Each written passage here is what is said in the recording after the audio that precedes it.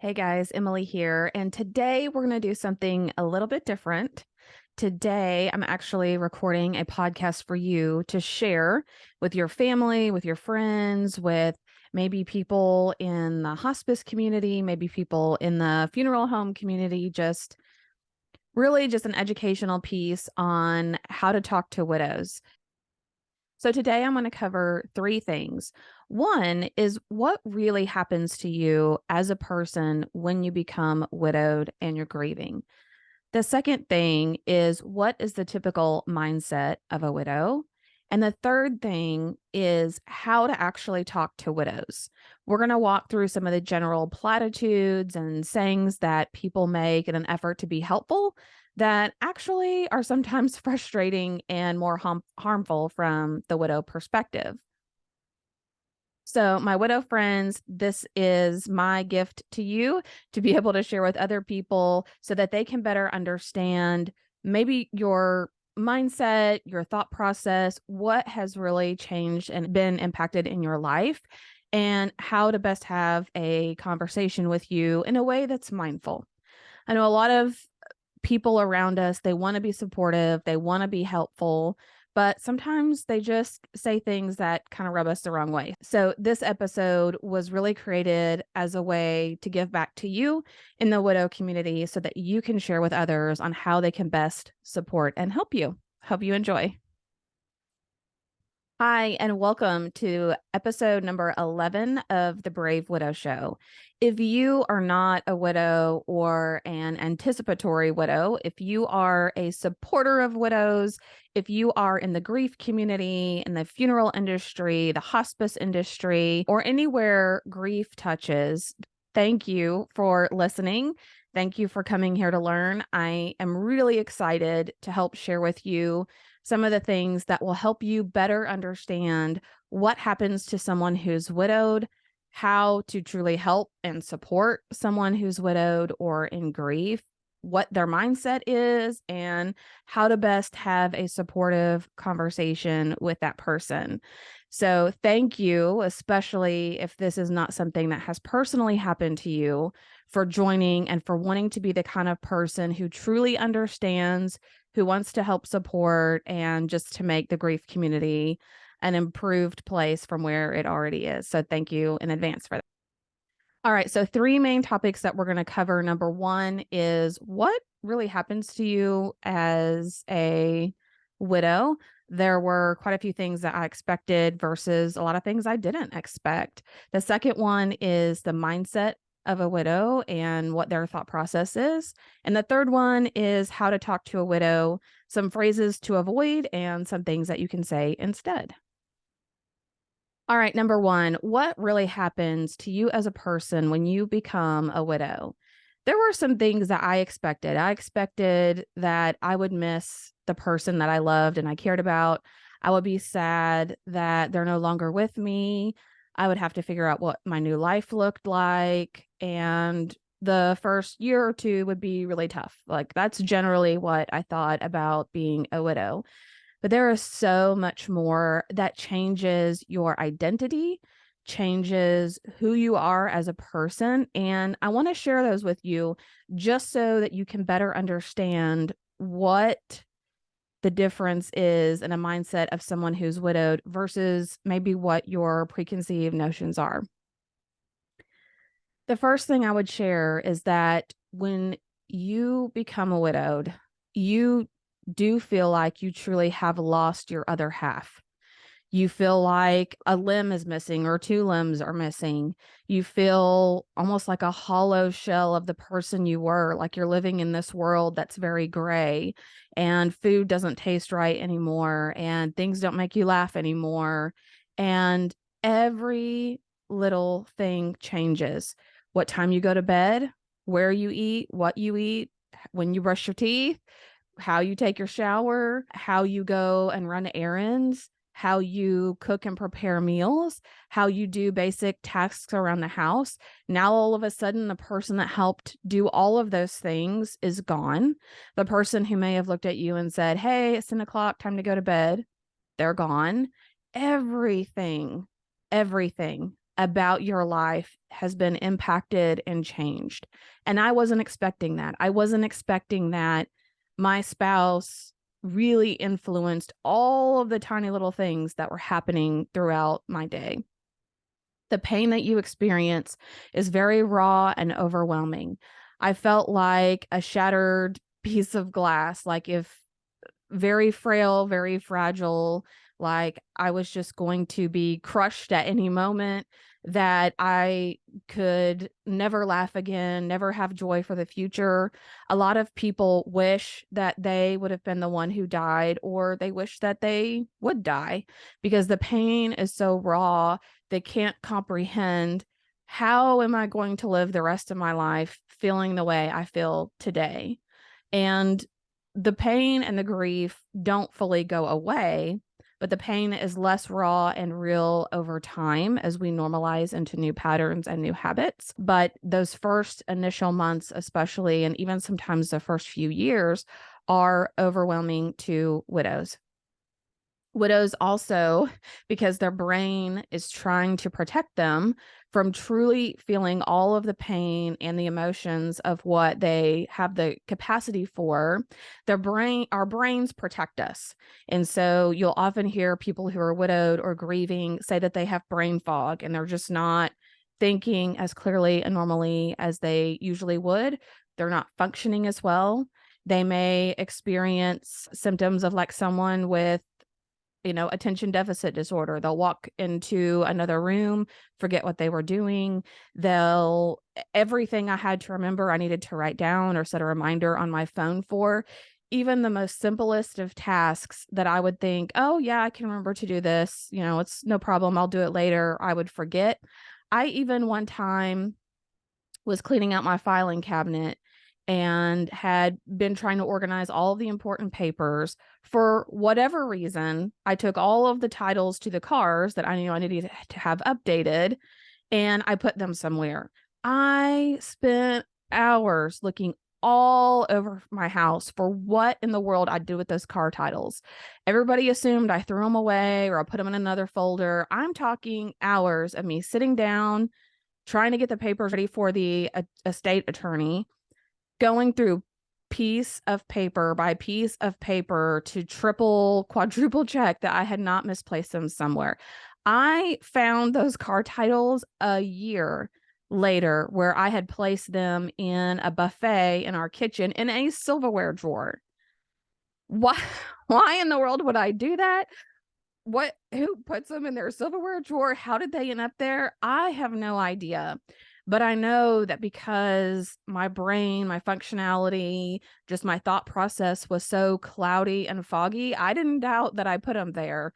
I was sad it took me over a year to find them, but I just could understand why those things happen. So especially those first few months, and sometimes even that first year or two, people really struggle with just being able to do basic tasks normally. When you're widowed, your social circle changes. So now you're the third wheel, or maybe a lot of relationships, friends, family that you did close things with were close with you and your spouse, but they're not necessarily just close with you. Or maybe they feel awkward or uncomfortable being around you. Or maybe being around you just makes them sad and reminds them of the person that was with you. But many widows find that their entire social circle changes. I mean, think about going to dinner, going to the movies, going to see a show, going to church. The person that was always right by your side is gone. And so now maybe it's just an empty seat next to you. Now maybe you're kind of put with some other singles and pushed into another group. Maybe, you aren't really that close to people. Again, the relationship was with you and your spouse, but your support group, your social group, most of the time, those people change. On the positive side, typically what widows will find is that people they weren't expecting to step up, to show up, to be there consistently do. So people that maybe you enjoyed and you appreciated before, you're now much closer to and you do more things with because they know how to show up for you in a very real way when it really matters. When you're widowed, you're grieving not just the past, but you're also grieving the present and the future just as much, if not more. It's very painful to watch the kids perform or to see a major milestone happen or to think about the first time I traveled to the UK and think Nathan will never see those things. He'll never get to experience that. He'll never see his kids get married, or he'll never walk his daughter down the aisle, or, he's never going to know what it's like to have to be 60, 70, or 80. And maybe I won't either. Maybe I won't make it that long, but grieving the present and the future are just as real as grieving the past. And I had never really thought about it that way.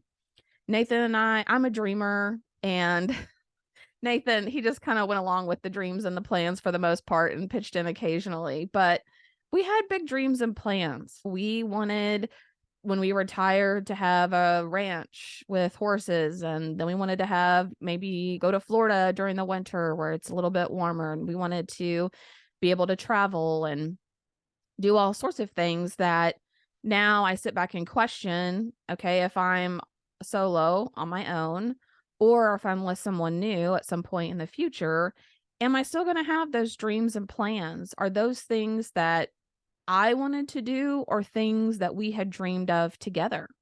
I was married to Nathan at the time for more years of my life than I was without him. And so, in a lot of ways, we grew up together. We were bonded, we were best friends through and through. And a lot of what we desired and we wanted to work towards were mutual goals and things that we brainstormed and came up with. And so, it's very strange to sit back and think that I have to reevaluate that, or that all of a sudden those dreams and goals don't feel as good or the same way if you're on your own. And you may even have to reevaluate hobbies or interests or things that you like. I've picked up a couple of hobbies that Nathan liked that I didn't really like before, but I like doing them now. And I enjoy thinking about him as I'm participating in those things. But I also think about things that maybe we did together that I don't necessarily want to do on my own anymore. So all of those things change when you lose your person. Events, holidays, birthdays, milestones, all of that is different when you're grieving your person. My 40th birthday is coming up next year, and I'd wanted to take just a crazy 2-week vacation somewhere, just him and I, and really travel to some place, out of our comfort zone. But I don't know that I want to do that by myself. And I don't know how I'm going to feel about having that milestone and not having that person that I love so much to celebrate that with. Every good experience with your kids is tinged with a little bit of sadness. So whether it's a milestone they have, whether it's a moment I sit back and think, wow, they're so grown up, like think about how they were when they were younger. There's grief in those moments. If I ever do get into another relationship in the future, I won't have that person I can look at and say, oh, remember, when Natalie was 4 and she did this, or Ethan, when he was 1, he was so mature and responsible for a baby. It was crazy. I won't be able to have those shared moments of endearment of looking at my kids and where they are now and reflecting back on where they were and how far they've. All right. So what is the typical mindset of a widow? Now, I'll share these things with you, and everyone's different, right? Everyone has their own unique experience. Very much grief is its own experience. There's no timeline that says, oh, you should be done grieving in a year, 5 years, 10 years. Everyone is very different. However, these are the things that I often see trending among widows and what the typical mindset is. The first thing is that family and friends don't understand, or they offer bad advice or platitudes. And we're going to talk here in a few minutes about platitudes, what those are, and how to avoid them. But they feel very misunderstood and they feel judged. So everyone has an opinion. And I find it so interesting that people have opinions strongly when they've never been through that same experience. It is very easy for us as human beings to sit back, formulate an opinion and say, well, if I was in that situation, I would do X or I would not be doing Y. And the reality is, you don't know. If you haven't been there, you can imagine it. You can try to think how you would handle a situation. You can think that you feel very strongly about the way that you would do or handle things. But I will tell you, I'm someone who thinks about the future often. And so I have thought about what it would be like at some point if I was a widow. I thought I would be much older, but I have tried to put myself in those shoes because statistically, women outlive men. However, there are many things that I'm doing differently now, actually going through it, than what I thought I was. So this is very common among widows, is that they feel misunderstood. And even among people who are widowed, let's say the average age of a widow is 59. The community of widows that I work with are typically between 25 to 40, 45. And young widows a lot of times don't resonate with older widows. If you've been married to someone for 60 years and you're now 80, you can understand the pain of losing a person. But someone who's in their 20s and 30s that was maybe married 5, 10, 15 years, that they've lost their person, they've also lost this huge future with that person. They may still have small kids at home.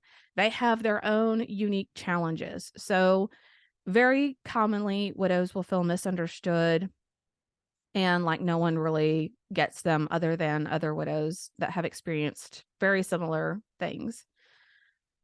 They've also lost the person who just through daily routine showed them they matter, they're cared about, someone thinks about them, they love them, they're wanted, they're invited, they're naturally included. All of that evaporates. So think about the daily, if you're with someone or you're married, think about the daily conversations that you have with that significant other or your spouse. Most often you're exchanging texts throughout the day, whether it's, hey, thinking about you, or hey, got home, made it safely. You're all often coordinating weekend plans together. You're doing things together on major events and holidays. You may go out on dates and do fun things together, go to the movies, go to the zoo, you're just doing life together. That is the person that cares about all of the mundane, tedious, boring things in our lives. Like they pretty much know everything about us, and that is gone. So they no longer have that person that's constantly communicating with them, doing things with them, cheering them up, listening to them when they're having a bad day. All of that is gone. And that creates a deep sense of loss of not only identity and who I am as a person, but also a loss of importance of who am I to anyone else and how am I important, and who knows all the intimate parts of who I am, what makes me tick as a person, and just someone to share. Say you go to a family holiday event and you've got an uncle that went crazy and was doing something that made you laugh or whatever. Like, who's the person in the car that you're talking to about it on the way home? That's typically your other person, and that's gone. Often as a widow as well, the first few weeks, there's a lot of noise and a lot of activity around you that happens.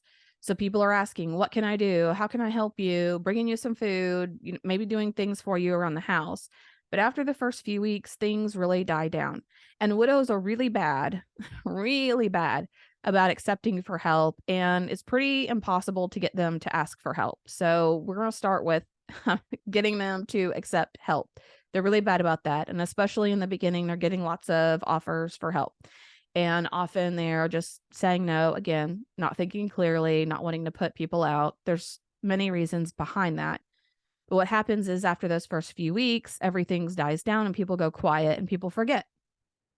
At least that's the mindset of a widow, is that, well, my person's gone and now everybody's forgotten and the world just moves on. So what I would say here is keep showing up for the widow. If you've invited them to go out and do something 5 times, invite them a 6th time, invite them a 10th time, 100th time.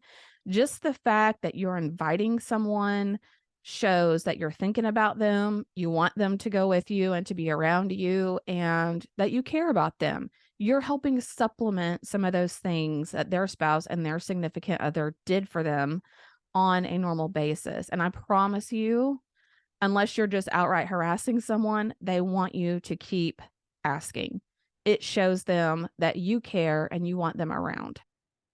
All right, now we're going to talk about talking with widows, how to talk to them, what to say, what not to say.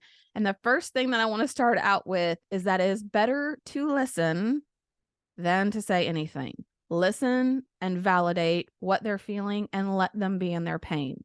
Let them cry. Let them be awkward. Let them be angry. Let them go through all the what ifs. Let them share their fears. Let them cry.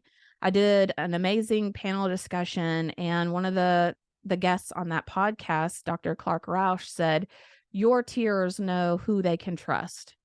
And there are some people we're very comfortable crying around, and we don't know necessarily why. We just feel so comfortable to be open and vulnerable. And I will tell you, this is the most precious, priceless thing that you can offer someone who's grieving, who's hurting, who's missing their person, is to create a safe space for them that they can be open and share really what's on their mind. And you might feel uncomfortable. You might feel bad. You might think, well, I don't want to bring up, the person they lost. It's going to make them cry and going to make them sad. Well, maybe it will, but I promise you, they haven't forgot their person. The fact that you ask them about it doesn't trigger a trauma that somehow they've completely forgotten about and that they don't think about probably every single day anyway. But what it will do is will show them that you still think about their person, or maybe you didn't know them and you want to know who they are. You want to hear stories and memories and funny things and all of that. The best thing that you can do in talking with a widow is not to give advice. It's not to say anything that will make them feel better. In fact, there's probably nothing you can say. You can't take away their pain. You can't take away their fear. You can't say a whole lot without invalidating how they feel. They want to be able to be open and vulnerable and share how they feel and have someone to just listen and acknowledge the feelings and emotions that that person is going through and processing. Okay, the second point here is to talk about their person. Ask questions. Ask them, share a story or a memory or something funny. I love talking about Nathan like he's still here. I talk about him with my kids, like, oh, your dad would have really liked that, or man, that would have really gotten on his nerves. And we share stories and memories frequently. One of the biggest fears that someone who's a widow or grieving has is that their person is just going to be forgotten. Like, people just forget that they existed and that their whole legacy is gone. And one of the things they love the most is hearing you share something about the person or allowing them to share the space to share things about that person. And sure, especially in the beginning, that may cause the person to get teary-eyed and it may cause them to miss that person, but it is a healing experience. It's part of the process and the journey of healing. It's something that they need to be able to do and able to be able to move forward in their healing journey. So you are helping them when you ask kind questions about their. All right, now I have several examples of just general statements and platitudes, and I want to take the time to explain why some of these things don't land very well. The first thing I'll share is the most general statement, the most commonly accepted among widows that I've spoken with is, I'm sorry for your loss, or my condolences to you and your family. And that's really all that you have to say. And that allows the grieving person to say, thank you, I appreciate that. And it's just done. You're not giving advice. You're not saying that you understand. You're just saying, I'm sorry. I'm sorry that you're having to go through this pain. All right, the first platitude that you should avoid saying is, everything happens for a reason. And a lot of people, I think this comes from the Bible verse, Romans 8:28, that says, and we know that all things work together for good to those who love God, to those who are called according to his purpose. But good things can come out of tragedy. It doesn't mean that the tragedy was planned or that it needed to happen in order for anything good to come from that. We live in a very broken world. We were not designed as human beings to die and be separated from God or from each other. And so grief is a very painful thing. It wasn't the initial plan or design of how God wanted us to exist. So there are good things that can come from something bad. I started Brave Widow. I've met some incredible people and had some awesome conversations and experiences. And that did come from Nathan dying. But Nathan dying at the age and the way that he did was not a good thing. It was a bad thing. So what you can say is sometimes bad things happen and we don't know why. As human beings, it's really hard for us to admit that because we want to put a reason. We want to say, oh, this is all God's design and just cheer up. Just don't be sad. Don't worry about it too much because everything happens for a reason and we just have to trust in that. No, sometimes just bad things happen. There's free will here on earth. There are just sometimes bad things that happen. All right, number 2, they're in a better place. Look, what most widows may not tell you is they don't care. Unless their person was just truly in pain and suffering and they see this as some sort of release, then in general, the grieving person doesn't care that they're off in a better place. And in fact, sometimes this is aggravating, right?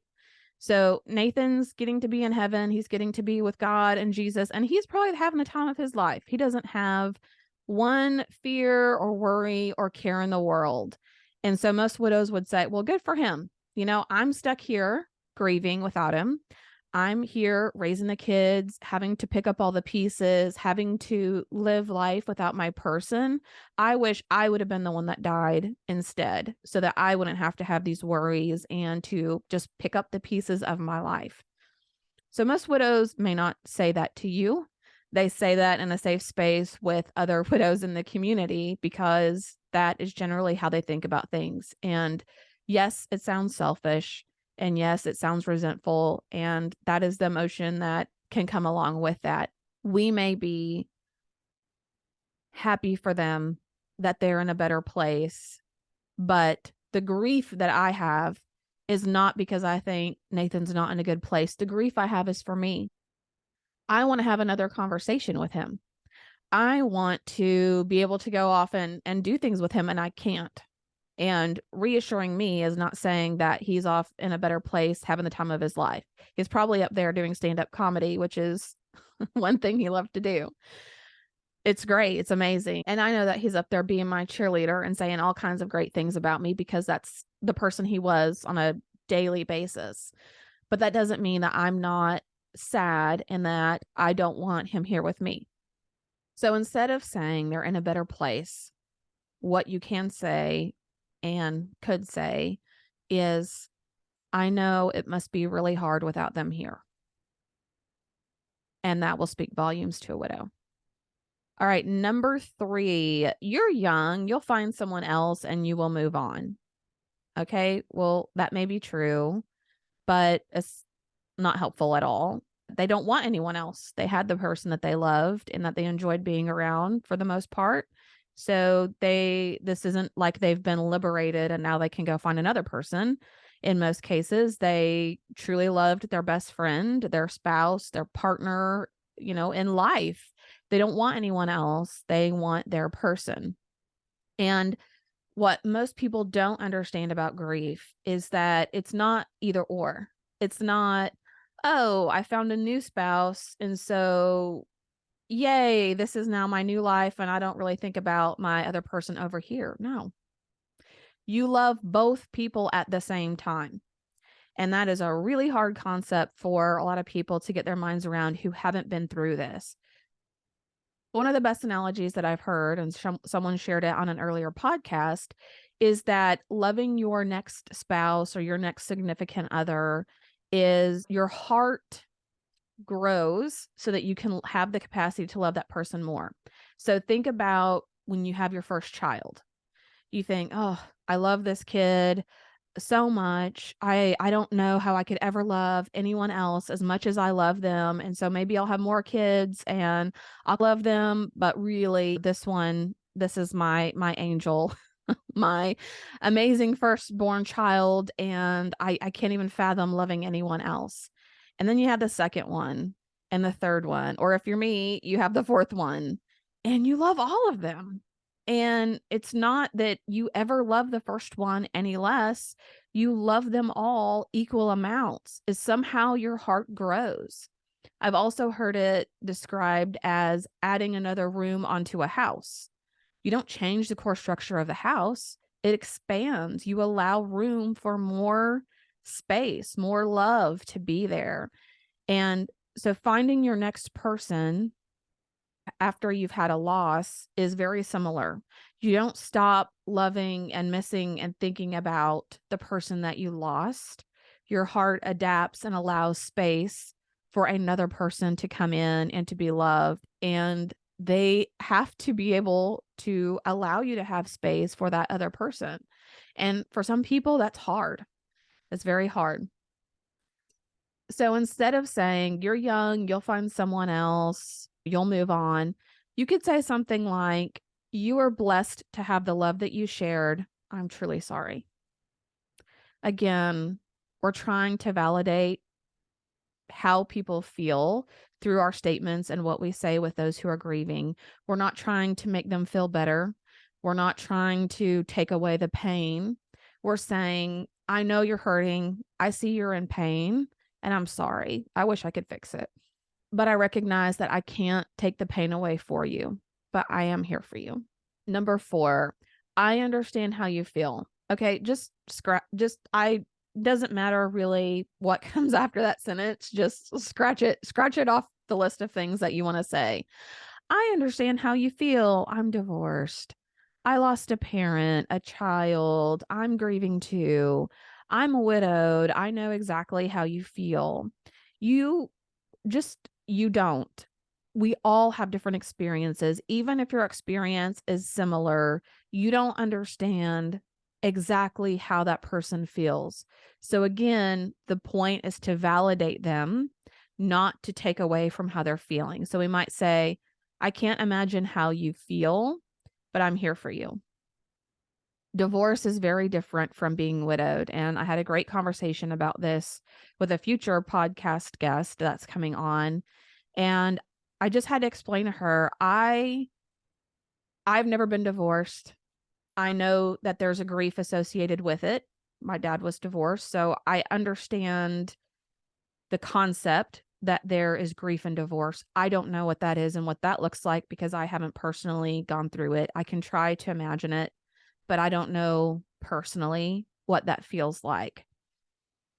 But to compare a divorce to a marriage that for some reason did not work, to being widowed, which is a marriage that in most cases was working, and to have that ripped away from you is a very different experience for many reasons.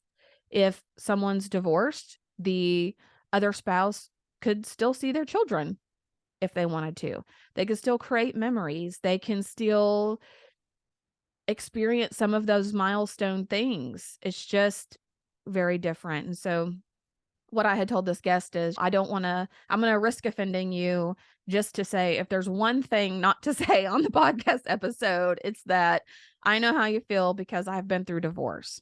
Now, there are areas of grief that overlap. Okay. So if you go through divorce, and this has come from conversations that I've had with people who were divorced and conversations I had with this woman, you grieve your identity, like who you are. You grieve the loss of the future that you thought you were going to have. You now have to figure out what your future is going to look like. If you weren't working before, maybe you have to work now. Maybe you got to be a stay-at-home mom and now you have to go back into the workforce. So there are a lot of areas where the process and some of the grief do overlap, and I would never take that away from someone, and I would never compare the pain that people have in being divorced or being widowed or losing a child. I don't know what it's like to lose a child or a parent or someone who's just exceptionally close to me. I can't even imagine what that's like. So it's not to say that anyone's pain is less great than the other. The fact that you lost a child and the fact that I lost a spouse doesn't mean that one of us is hurting more or has more challenges or more issues. It's just that the impact is very different. And again, even if you are widowed, it may be a very different experience for you. Young widows have a really hard time resonating with widows who lost their spouse when they were older. They grieve more about the future and what was to come and the challenges of raising a small family, whereas older widows typically don't deal with that same sort of grief, challenges, or issues. So the best thing that you can do, again, is not to assume, not to say you can understand, just say, I can't imagine how you feel. I'm truly sorry. So the best thing that you can do is simply to say, I can't imagine how you feel, but I'm here for you. All right, the fifth one is, you're strong, you'll be okay. Well, that sounds like a nice one, but we didn't have a choice. When people say, I don't know how you do it, the first thought is always, well, I don't have a choice, do I? Like, is there a choice to tap out? Is there a choice to say, I don't want to do this anymore? Take me out, coach. Like, what choice do we have? And especially young widows are really challenged with feeling like they have to put on a strong face for their kids, for their extended family, for the people around them. They can't be open and vulnerable on their own. And I remember in the first few weeks, I had heard so many times, oh, you're so strong. You're going to get through this. You're going to be fine. You're going to be fine. You're strong. You got this. And I thought, where is the person that's telling me, I know you're strong and you're going to get through this, but you don't have to be strong for 5 minutes. Just let it out. Just be yourself. Just let yourself cry. Get it out. Just give yourself grace and patience and rest. Don't feel like you have to put on that strong face. People don't expect that. But unfortunately, not many, I think maybe 2 or 3 people said anything even close to that. So something that you might say instead of you're strong, you'll be okay is, I admire your strength. I hope you know you don't have to be strong for me. Again, it's about creating that safe space, creating that environment of vulnerability and letting the person know, I see you. I hear you. I'm here for you. All right. Number 6, time heals all wounds. No, it doesn't. And all of the widows that have been widowed for many years that I've spoken with, the way that they've best described it is that you learn to live with your grief. And there are several illustrations out there that says your grief doesn't diminish and go away. Your life and your heart become bigger and you grow around the grief so that it doesn't feel so painful. And I am just barely a year and a half out from being widowed. And certainly I don't feel as in pain or as sorrowful as I did these first few months, but that doesn't mean that it went away or that I feel fully healed. I still experience waves of grief. I still have some of those same initial thoughts or feelings that come and hit me. And sometimes they're expected, like at holidays. Other times they just come out of left field when I was not expecting them at all and had no idea that was coming. So time heals all wounds. Instead, I would say something like, take all the time you need to heal. Let that person know you realize it takes time and they need some healing. All right, number 7, if you need anything, just let me know. Okay, why is this so wrong? Sounds really nice, doesn't it? If you need help with anything, oh, okay, you're going to wash my dirty underwear? Like, really? Anything? You're going to watch my kids for a couple weeks so I can have some downtime? No. The challenge with saying, if you need anything, is that the widow immediately checks it off like, yeah, I'm not asking this person for anything. The problem is that it puts the burden on the widow. So you're telling them, you need to think of something I could do to help you. You need to think about whether or not it's convenient for me, if it's something I can do, if it's something I want to do. Maybe I don't want to mow your lawn. Maybe I don't really know how to weed eat. And then you need to step out of your comfort zone and ask me if I'm free and available and willing and able to do those things. So, saying if you need anything, in essence, burdens the other person that you say it to. And that's very counterintuitive because we typically do want to help. We do want to contribute or do something of value. We just don't know what it is. But you do know what it is. You know what it takes to run a house on a day-to-day basis. Things have to be vacuumed, lawns have to be mowed, groceries have to be picked up, kids need to be taken to events, the dog needs to go to the groomer. Think of all those mundane tasks that people have to do every single day and give yourself a job. So instead of saying, if you need anything, instead say, here are a couple things I'd love to be able to do for you. Is this day convenient? I was thinking next Tuesday or Thursday, but if another day's better, let me know. And what that does is it takes the burden off of the widow. They already know you've thought about what you are able and willing to do. You've thought about when you would be available to do it. And you're being assertive and putting it out there into the universe. And so now they don't feel uncomfortable like, oh, I have to ask this person. And what if they say no? Or what if they can't do it? And then they're going to feel bad and I feel bad and I'm going to feel vulnerable, like, oh, I had to ask for help. And what are they going to think about that? Again, when you're grieving, your brain isn't functioning the way it normally would. And so we want to do as much as we can to help that person that's grieving. So instead of saying if you need anything, give yourself a job or list a few things that you're willing to do, assign a date or a time, give them a couple of time options, and then put it out there to say, I'm happy to do this. Here's when I thought I could do it. Let me know if that works for you. And just see what they say. All right, number 8. This is the last one. And fortunately, I have not heard this one, but in some of my unofficial online research, I found this, I think, on Young and Widowed, that this was something that people often say. At least you got some life insurance money. I really struggled with how bold people would be in saying that. First of all, assuming it, maybe they didn't, especially if you're a young widow. Most young people don't really think about life insurance. And so there may not have been any money. So maybe they did, or maybe they didn't. But what I can tell you is there's no amount of money that they would take to lose their spouse. None. Millions, billions of dollars. The pain, the loss that you feel of losing your person causes so many areas of your life to be gray. The days are not as vivid and bright as they used to be. You don't know who you are anymore as an individual. You feel like you're drifting through life. And sure, it sounds great to have some life insurance money. Maybe you could pay off the house. Maybe you could pay off your cars. Maybe you could not have to go back to work for a while. And that sounds fantastic. But it's not worth not having your person. So I don't even have a suggestion for this one other than don't say it.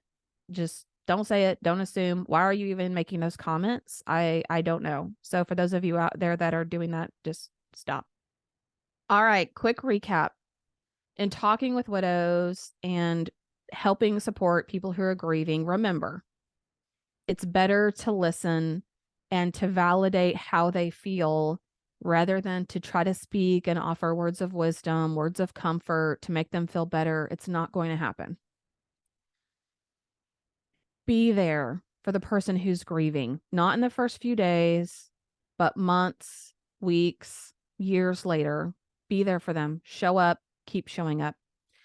Do little things that remind them that they matter. Send texts, send messages, note cards.